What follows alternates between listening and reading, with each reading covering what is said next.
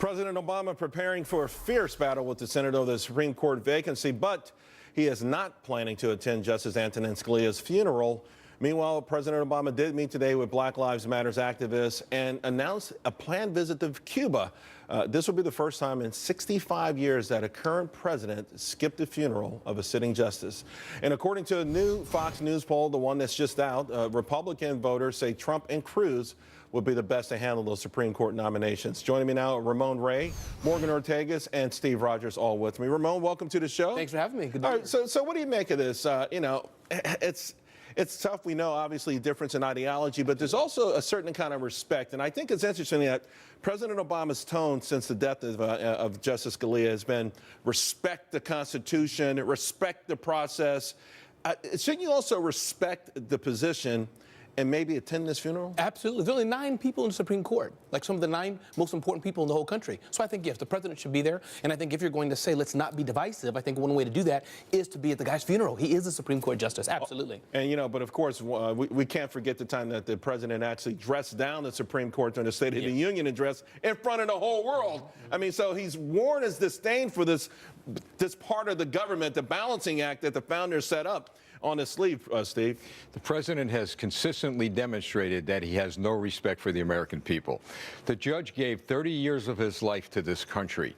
It would take an hour, maybe 2 hours tops, for the president to pay his respects, not on behalf of the president, but on behalf of the people of the United States. This is a sad commentary capping off his term. You know what was scary, Morgan? When Josh Earnest could not say whether the president would go golfing or not this weekend. Normally I like to be contrarian on your panel, but I have to agree with the gentleman here today. I think what we should all be doing is taking a play out of Ruth Bader Ginsburg's book. You know, she's a very liberal justice. She actually is my neighbor in D.C. and married my husband and I, and I'm in a different ideological spectrum from her. But Ruth Bader Ginsburg had an incredibly close relationship with Scalia. Even though they were at opposite ends, they went to the opera together. They were very good friends. And I think in this day and age in Washington, we need to learn to have the grace and humility that Ruth Bader Ginsburg did, to have a very good friend, but that's across, completely different aisle. And Charles, the president, consistently saying respect the Constitution. He has trampled on the Constitution of the United States. These are his executive orders. So, what he says and what he does is going to have little effect on the American people. And I like this grace and humility. We're done. I think that's the key. Grace and humility? Grace and humility, absolutely. Yeah. I love it. Well, I mean, do you feel then, Ramon, that's being listen, I think this is one of the more divisive presidents we've had in a very long time. I think it helped him get elected, but it didn't help him govern, and that's why we are where we are right now. It might be too late in the game for him to start to pull that particular card. It's too late. I mean, it's too late. He's a lame duck president, as they say, and et cetera. But I think it does set a tone. Imagine the president, who clearly is an ideological difference, going to that funeral. I think it would set the tone for other politicians or civil servants, saying, guys, we can disagree, but we can all agree and be civil. And by the way, they don't have to be friends, right? It's called respect. I mean, it's just respect. You dignify your office and respect the American people by going. I thought when Obama was called a liar during the State of the Union, I thought that was disrespectful to the office. Absolutely. Yeah. I mean, so there are things. Real quick, let me go around the table, talk about the replacement for Scalia on the GOP side. What nominee do you think would be the best to make that decision? I mean, listen, I think the president clearly has the right to make that. But I'm saying, let's go beyond this. Let's just say this somehow lingers and the next president makes it. On the GOP side, who do you think would be best equipped to kind of make this? It's hard to say best, but I think Rubio's cool. I mean, he could be interesting. Donald Trump is great, but I think, it could be a little polarizing there. I think Ted Cruz, definitely with evangelical Christians, but for the sake of the country, Rubio seems the more calm or middle of the road. Everyone said, Morgan, that this was supposed to help Ted Cruz. I thought he seized on the moment pretty well during the debates. Obviously, when it comes to the Constitution, he knows his stuff. Yeah. Even if you don't like Ted Cruz, no one argues that he's a brilliant lawyer. His professors at law school, everyone who's worked with him has said that. Listen, I basically trust, and Steve's not going to like this, I trust anybody on the Republican side running right now, except for Trump and Carson, to put forward a nominee. Why is that? Because they all have a history. You're right. I don't like it. I know. The governors have all had to put forth nominees in their states. Cruz and Rubio have had to vote I think on last night Carson said he probably would nominate someone. Which kind of like Trump, I believe, will be the best for this reason. He's going to depoliticize it, and he'll do what's right for this country. All right, guys, let's leave it there. Fox News poll now showing Bernie Sanders leading Hillary Clinton on a national level. Bernie's socialist ways, they're really getting him a whole lot of followers, but wait until people find out how much it could cost him if he becomes president. Ouch. We'll be right back.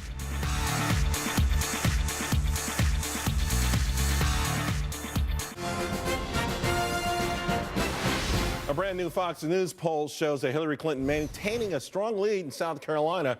She's at 56 to Bernie's 28%, but her lead really slackening, though. Sanders is up as much as 7% since December. Not sure if there's enough time, but you know what? It does not necessarily matter. Bernie is on fire, and he continues to be a threat, despite the fact that he's an open socialist.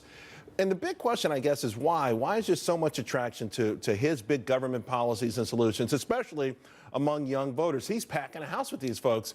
And I don't know that people actually know what the burn would mean for them, at least to their wallets. Joining me now, Peter Morisi, Ramon Ray, and Fred Barnes. Peter, let me start with you. The economic impact of Bernie Sanders' policies, I just keep reading the numbers get higher and higher and higher. And a lot of those numbers are nonsense. Let me give you a good example. Healthcare. We spend 50% more than Germany and twice what the UK do on healthcare. Obamacare is a bust. It's a terrible bureaucratic mess. Kids hate it. Young people hate it. That's why they like Bernie. He's going to replace it. But let's make no mistake. Bushcare was terrible as well. You can save Americans a great deal of money. Remember, we're paying for this system if you move to a single-payer system. At some point, the left and the right come full circle and meet together. The same thing applies to the banks. Sheila Baird on the Republican side wants to break up the banks. So does Peter Morisi. So does Bernie Sanders. Some of this stuff makes some sense. Certainly not all of it, the minimum wage and so forth, but Bernie has some appeal. I got to tell you, breaking up the banks, Neil Kashkari talked about it this week before they create a meltdown. I'm not so sure that doesn't resonate across the board because no Americans want to bail them out again. But, Fred, we're talking about Bernie Sanders up to a 90% tax, maybe 75%, expanding Social Security when everyone thinks it's already, insolvent, if you will, and doomed. This guy, what he is promising the American public just simply can't be delivered. It can't be delivered, and socialism has never worked, and it won't work in the United States. I think we need to hear from Hillary Clinton. If she really wants to beat Sanders, and she may have to turn to this, she's going to have to attack his socialism. Now, she likes some of it, but she's going to have to attack it, and she can just point to a country not far from ours, Venezuela, a prosperous country, a free market country, a democratic country 15 years ago. Then they come in with a socialist system, and now look at it. It's a basket case where there's not even any food in the grocery stores. Fred, all she's got to do is run an ad, got toilet paper, right? I mean, come on. Got toilet paper. You're a businessman. Very good point. You're a businessman. I mean, 12 weeks paid vacation, Medicare for all, these kind of things. You've got to be suffering already, to Peter's point, with Obamacare and these other things. Absolutely. What would this do for your business if Bernie was elected? I think anything that happens, Charles, where you have the government telling you what to do and going against market economics, it doesn't work. I set prices based on what the market demands. So if the government comes in with more regulation, more taxes, it's going to decimate it. But I was talking to my son, 21 years old, and I think the reason you why look it's popular, 21. Well, thank you very much.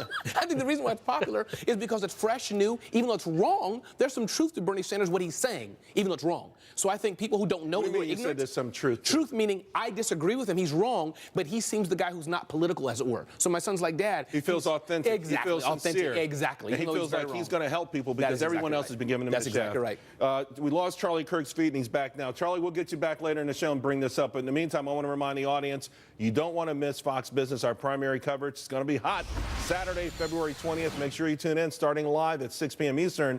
Now, we're going to cover the South Carolina GOP primary results and, of course, the Nevada Democratic caucus as well. In the meantime, while it's Trump Pope 2, it's also Apple government 2. And, well, Apple's getting some support from all of their heavy hitters and some even unlikely allies as well. We'll be right back.